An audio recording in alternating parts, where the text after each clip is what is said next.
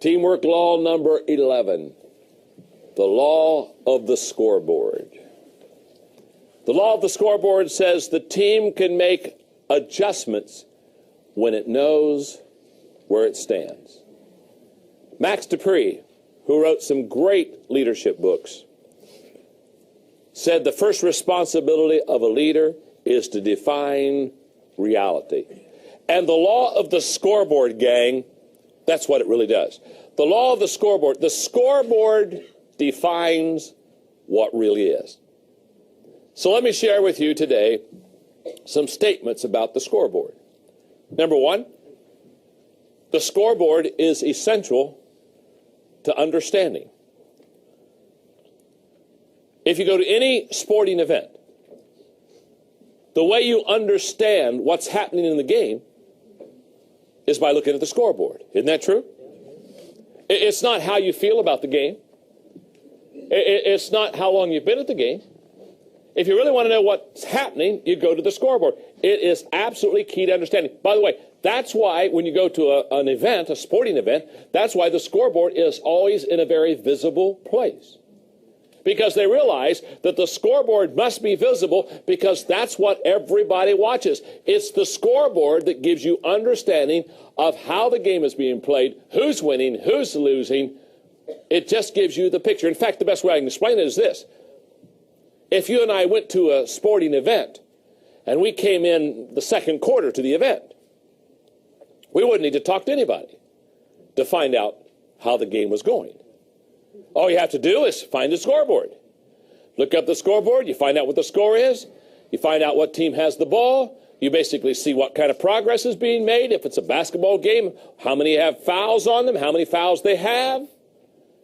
If it's a football game, what the yardage is, what the time is. The scoreboard is essential to understanding. Statement number two. The scoreboard is essential to evaluating. The scoreboard tells you more than the score. It tells you the condition of the game. It tells you, for example, that maybe one team is a point or two ahead, but maybe their star player is only one foul away from getting out of the game. It lets you know the score, but it also helps you to evaluate. It helps the coaches to evaluate decisions that they need to make. By the way, I've always said this, and I believe this. I believe one of the reasons that people like sports so well is because they get instant feedback. Nothing gives you instant feedback like a sporting event. It lets you know immediately how well you did. I mean, now, I'm not a bowler. I've done bowling before, but I'm not a bowler. I mean, first of all, when I did bowl, I wasn't a bowler. I mean, I'm just not any good at it. I mean, when my middle name was Gutter, it tells you all what you need to know.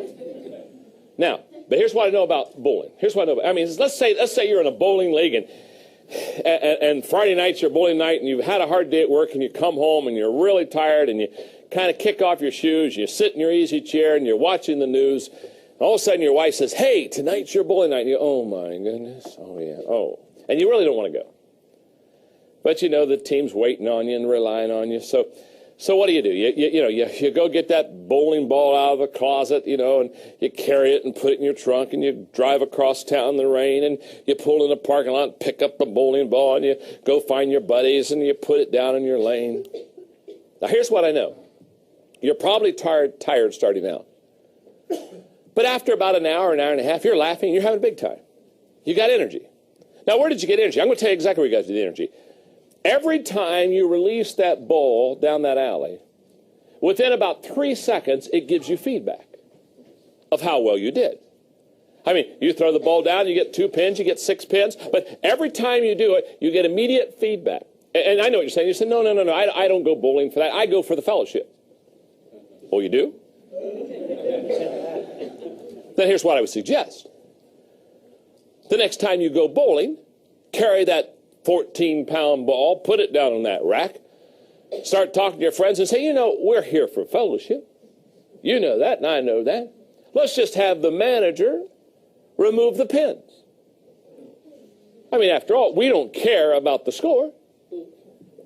Now, I promise you, You pick up that bowling ball and let it roll down there about 2 or 3 times. Watch it go clear down to the end of that alley and go clunk against the back. And nothing's happened because there's no pins there, and you kind of wait for the ball to get back. It seems like it takes a long time, and you put your hand over there, get a little air there. And you bowl that baby again. Now, here's what I know. You do that about 6 times, you'll never pick up the bowling ball and do it again. Why? No feedback. You see, part of the fact of a scoreboard is it lets you know where you are. And here's what I believe. I believe many times people don't keep score in their life. They don't keep score in their family life. They don't keep score in their business life. They don't keep score in their health life. And so therefore, they don't know where they are. So therefore, no wonder it gets mundane. No wonder it gets drab. No wonder you get tired. No wonder you get a little bit worried. You've removed the scoreboard from your life. So scoreboards help us not only in understanding, scoreboards help us in evaluating. Did I do good? Did I not do good? Did I throw a gutter? Did I throw a strike? Okay. Number 3. The scoreboard is essential to decision making.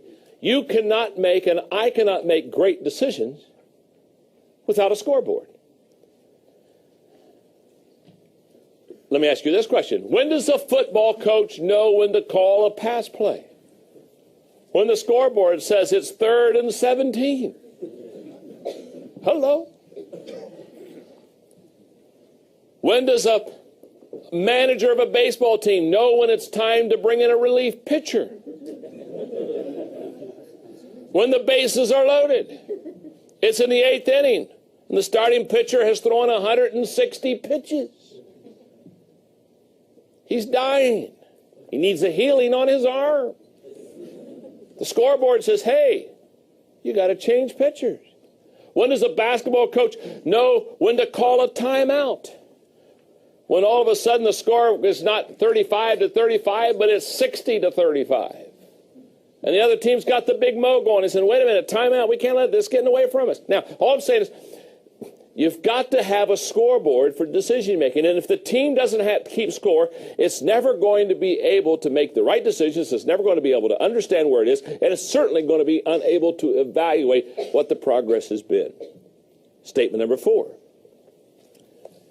And I think this is the most important statement of the 5. The scoreboard is essential to adjusting. Because adjustment is the key to winning. Now, I'll do 5 in a second, but let me talk to you about this adjustment process. You see, too many times we have this mistaken idea that as a team, if we do it right, if we have the right game plan, that we'll never have to adjust. Let me tell you something. Life is full of adjustments. Life is full of you taking 2 steps forward and saying, 1 step backward, and then take it another step and a half. Life is full of adjustments. The person and the team that wins is not the team that doesn't make mistakes. The team that wins is the team that adjusts the quickest. You just showed me an organization that fails to adjust quickly. And the scoreboard is what allows the team to adjust quickly. The scoreboard is right in front of you saying, it's time to make a change. It's time to make a substitution. It's time to do a different strategy. You see, when the coach goes into the game, the coach at the beginning of the game has a game plan. And the game plan is very important in the beginning of the game. But as the game proceeds, the game plan gets a lot less important, and the scoreboard begins to be the dominating influence because it tells you exactly where you are. About 3 years ago, I wrote a book called Failing Forward. That's a book about failure. It's a book about adjustments, what we're talking about here. And in fact, when I was on Good Morning America and I was being interviewed on the book, and they asked me, they said, where did you do the research on the book Failing Forward? I just started laughing. I said, it's the only book I've ever written that I didn't have to do research on. I mean, I didn't have to go to the library. I didn't have to go in the web page. I didn't have to do anything. All I had to do is stop long enough to reflect about my life. Because failure for me has been a spiritual gift. Now, it may not be your gift, but it's my gift. I excel in failure. I've always been good at this. And the thesis of the book is very simple. The major difference between average people and achieving people is their perception of and their response to failure. In other words, how I see failure going in and how I respond to failure coming out is going to determine my success. Not how big was the failure, how often was the failure, how dark was the failure, how disturbing was the failure. No, none of that stuff. It's my perception of and my response to failure that's going to determine whether I'm going to be able to overcome it, if I'm going to be able to fail forward. Now, very simply, that's a book about adjustments. The whole thesis of the book basically says, you fail, I fail, we all fail. Now, let me take a little poll in the studio. How many of you have failed at least one time today? Sure. Okay. The question is not, are you going to fail? That's not the question. That's why I'm always amazed that people say, well, I don't think I'd try that. I think you might fail. Well, so? What's new? The question is not, are you going to fail? The question is, how quickly do you adjust? The question is not, are you going to fall down?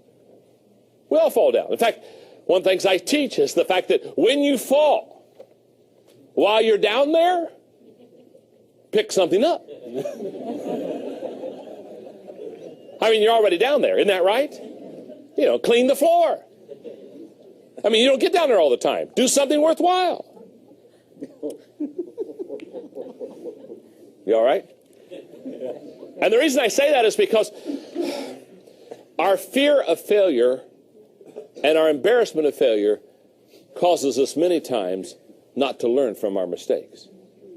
We're so desirous for people not to see us make stupid mistakes that we get up as quick as we fall down. We get up as quick as we can. We kind of fasten our jacket. We say, boy, I don't think anybody saw me. I don't think anybody saw me. And everybody in the room says, did you see Maxwell fall flat on his face? Okay. You're going to fall. You're going to fail. The law of the scoreboard says getting behind in a game doesn't make you lose the game. What makes you lose the game is the failure to make changes necessary. See, the scoreboard is saying you're losing because you're not doing something correctly. Now, the quicker I adjust to that, the quicker I see that scoreboard and say, oh my goodness, I have to change, I have to do something different, the quicker I see that and make the adjustments, the more successful I'm going to be. So the law of the scoreboard, what it does is it allows the team to make adjustments quickly. By the way, would it not be an ignorant coach to look at the scoreboard and see that his or her team was losing and basically say, I'm going to ignore the scoreboard? Wouldn't it be, hey, what would you think of a coach that looked up the scoreboard and didn't like what it said and said, because I don't like what it says, I refuse to look at that anymore?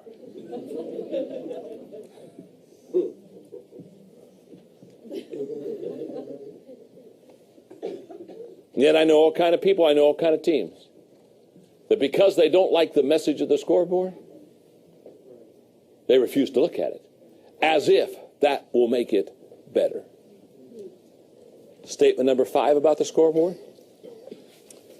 The scoreboard is essential to winning. The scoreboard is essential to winning. It helps you win. Classic example of this.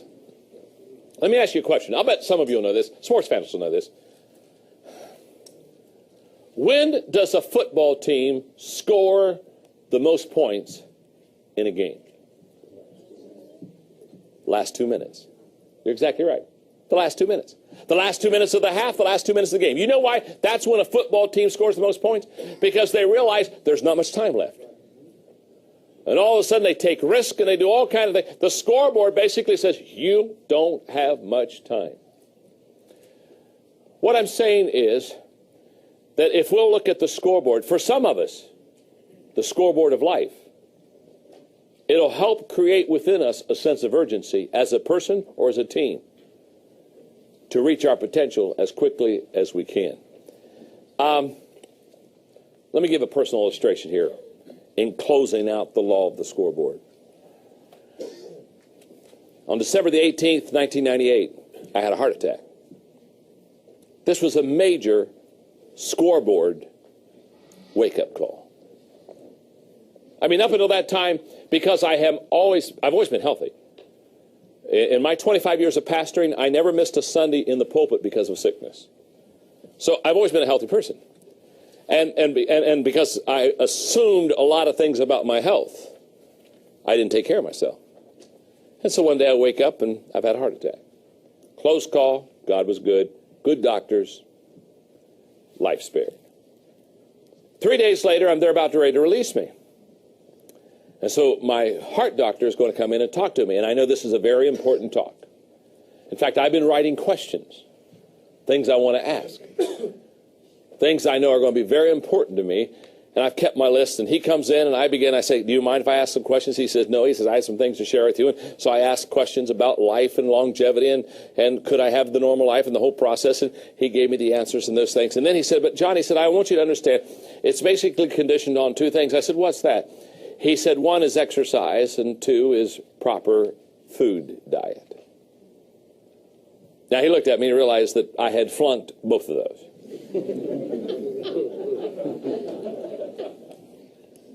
And he said, I want you to go home and I want you to start exercising every day. Not 5 days a week, 7 days a week.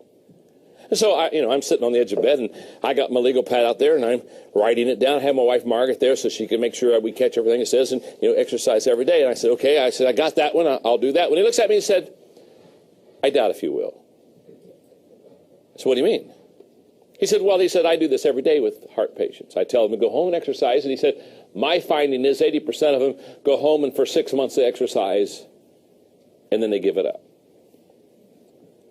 So he said, when you tell me you'll exercise every day, he said, I doubt that. He said, your intentions are good, but he said, I doubt if you have the discipline to follow through on that. He said, the second thing is you need to change your eating habits. And I said, what do you mean by that? He said, you need to quit eating things like chocolate and peanut butter, and he gave me all this fat stuff. Basically, he took away my food groups.